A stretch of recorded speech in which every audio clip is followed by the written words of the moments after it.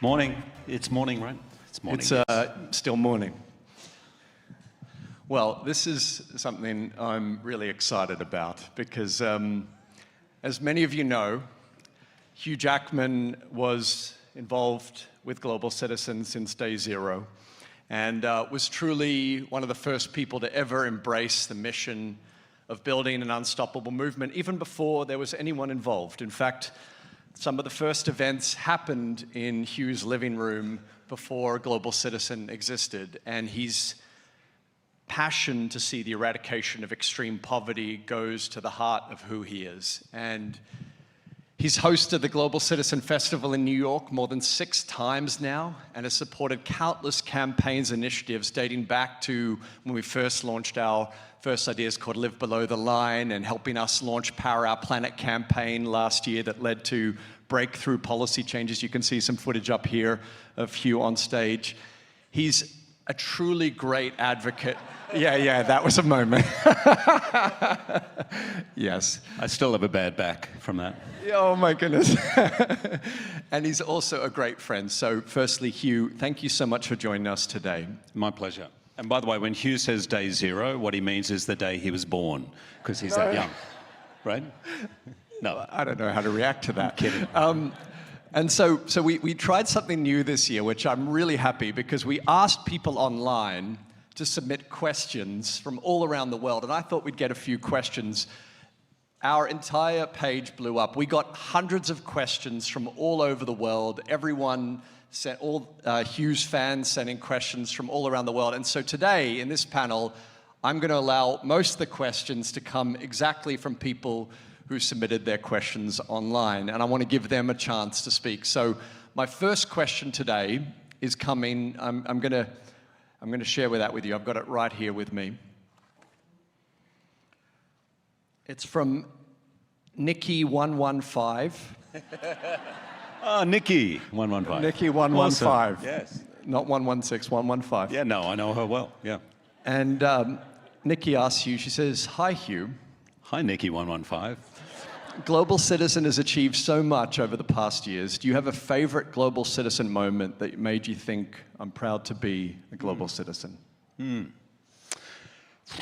I would say most of my favorite moments are in Central Park. It's incredible, but in particular, 2015 was the launching of the Sustainable Development Goals on stage, and it's such an epic moment, I think, historically, and to be there with world leaders and 60,000 people in Central Park in New York City, that was an unforgettable moment. But also, I go back, Nikki115, to dinner at our place when you first came to New York, and we had, I don't know how many people were there, maybe 30?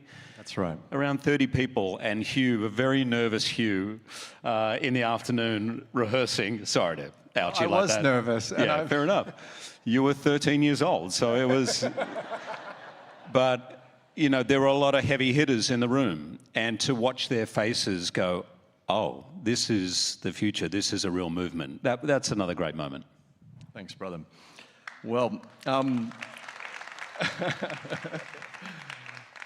the next question we have is from Anna Burke, who is keen to know, how can I personally make a difference on a daily basis? What changes can I make to empower more people in my country to make an impact?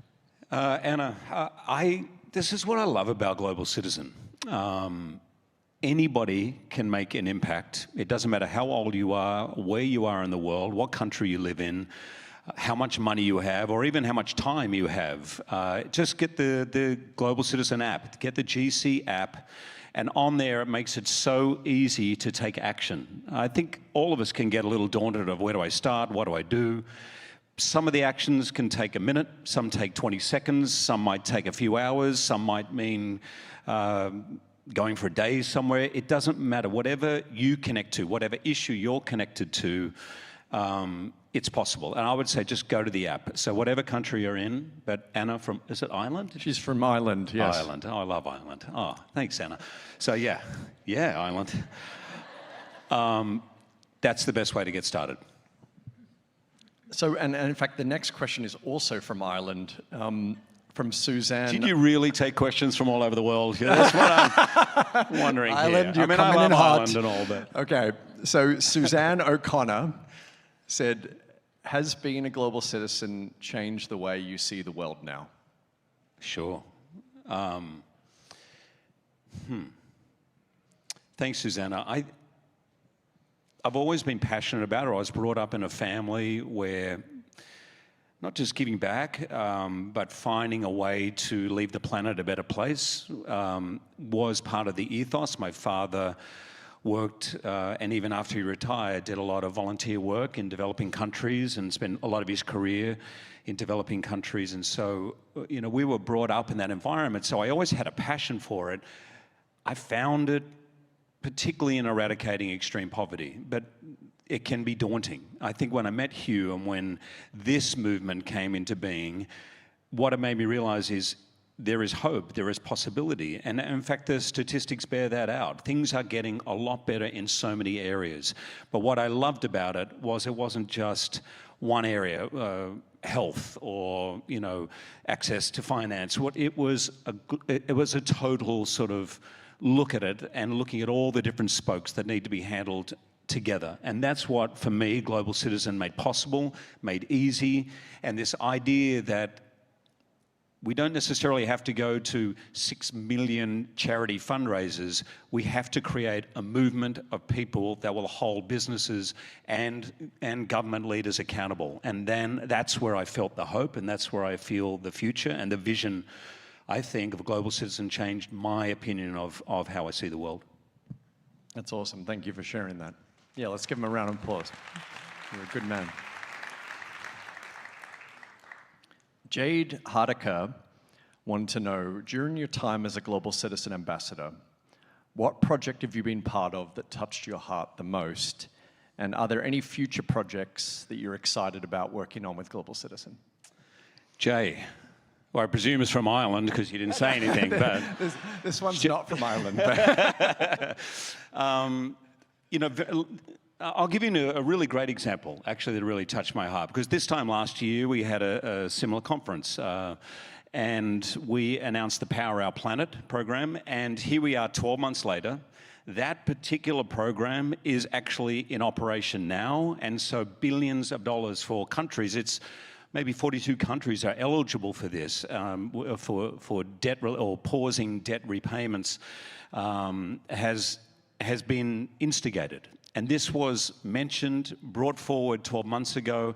It was ratified in front of the Eiffel Tower. What date was that? That's right. Actually, around June last year. Around June last year. Yeah. And here we are now where it's actually happening, and billions of dollars for countries that cannot afford those billions of dollars have been saved. And I just love that. In 12 months, with action from this movement, billions of dollars have been saved. So that really, I think, proves the power of the movement, and it really did touch my heart. And I hope it does for everybody here, because many of you were involved with that. And I'm always excited about the festival. I'm going to be there September 28th. September 28th. Get your tickets, Ireland. September 28th. Come to Central Park. Do your actions now. Earn your ticket now. So you're breaking the news that you're hosting this year's festival? I'm hosting this year's festival. Yo.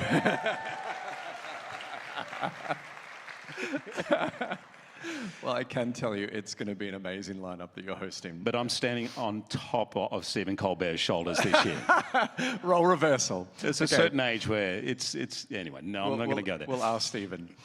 Okay, and then, well, this has been great. And the final question we have, which is not from Ireland, it's a gentleman by the name of Nick, all the way from Sydney. He wanted to know how you and I first met. Do you want to take this one? I'll take this one.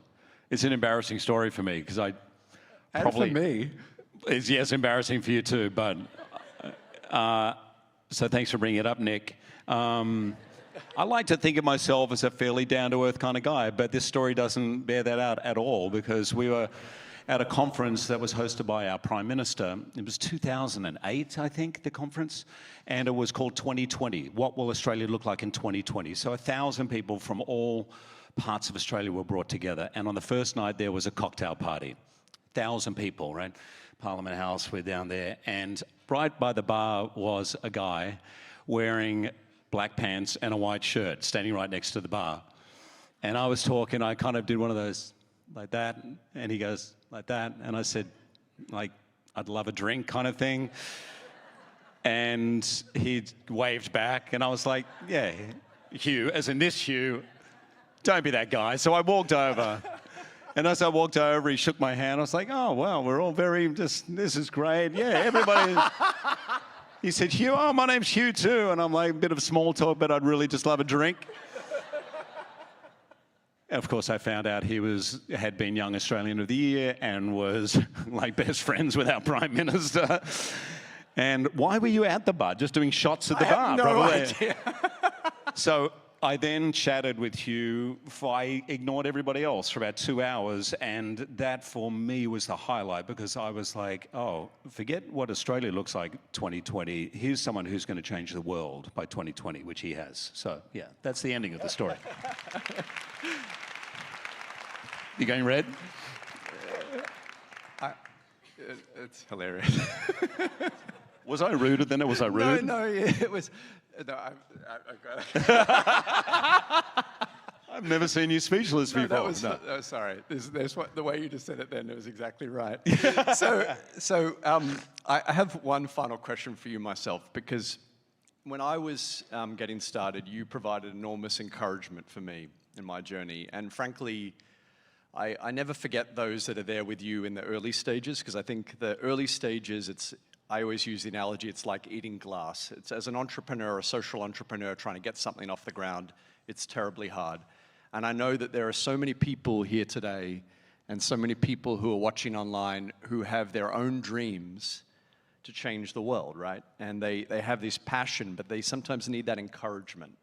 What words of encouragement or advice or counsel would you give to those that are just getting started? Sleep on people's couches like you slept on mine. Be prepared, I guess, to tell your story 1,000,000 times. Because it might only be one person who goes, hang on, that's a great story. By the way, I say this to actors too. You might have to audition 1,000,000 times. Believe in yourself. Believe in your vision. Your youth or inexperience is also a great weapon, because you're full of hope and possibility and enthusiasm, and you don't necessarily see obstacles that others who've been there might see. And someone, and I was not the only one, by the way, there were many people, will hear something in what you're saying. It may not be fully formed, it may not be fully polished out, it may not be perfect, but if there is something within that is essentially true and powerful, people will pick it up. So keep telling your story at a bus stop, at a cocktail party, wherever it is. If you believe in it, it will land. Just sow the seed. Eventually someone will water it. Ladies and gentlemen, Hugh Jackman.